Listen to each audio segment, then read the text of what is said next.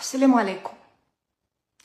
منذ أكثر من أسبوع والدي مغيب، ما عندناش أي خبر ولا معلومة عنه.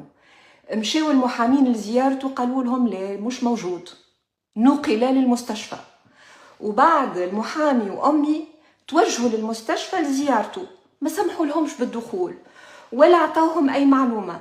يعني آخر ما سمعنا عليه من المحامين هو أنه بابا داخ أغمي عليه خلال الزيارة بسبب الإجهاد الناتج عن ارتفاع هائل لدرجة الحرارة اللي توصل في سجن المرنقية إلى فوق 50 درجة، يعني شيء لا يطاق.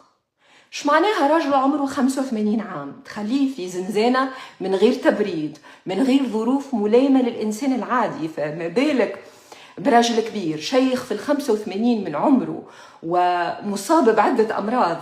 يعني للتوضيح، بابا يعاني من مرض الباركنسونز اللي يتطلب رعاية لصيقة وخاصة، إضافة إلى اضطرابات في الثايرويد جلاند، الغدة الدرقية. يعني هذا عبارة عن حكم بالموت السريع مش البطيء أصلا.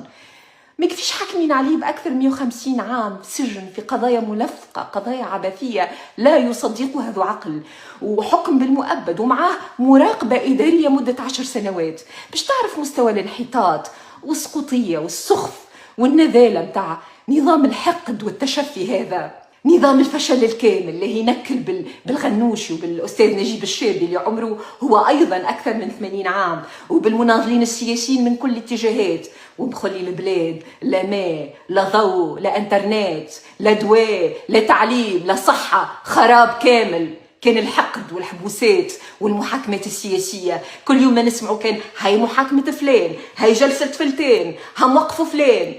نظام نذل، نظام سخيف لشخص نكرة تافه جاب محض الصدفة، جاب باش ينفس على أحقاده الشخصية والعقد النفسية المرضية متاعه وينكل بتونس وشعبها. وينو بابا؟ مش كفيه حبسه عنده 3 سنين ومن الغل متاعه معتقله ليلة 27 رمضان قبل الافطار بنص ساعة. هذو الناس ما عندهمش علاقة بثقافة البلاد وروحها، لا دين لا ملة لا أخلاق لا حشمة لا شعرة، كيما تقول مماتي حشاكم قريملة لا دين لا ملة. وينو بابا؟ وين مخبينه؟ علاش بالعين الزيارة؟ شو يعملوا بيه في المستشفى؟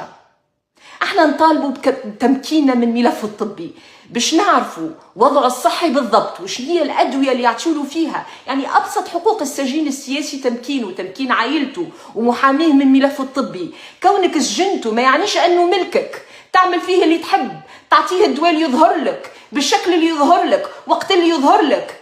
احنا نحملوا قيس سعيد ووزيره الظلم هذيك نتاعو ليلى جفال المسؤولية الأخلاقية والسياسية والجزائية الكاملة على أي حاجة، على أي مكروه يسيب بابا. والله العزيز لنا مسيبينكم، والله العزيز لما نحاسبوكم في الدنيا وفي الآخرة.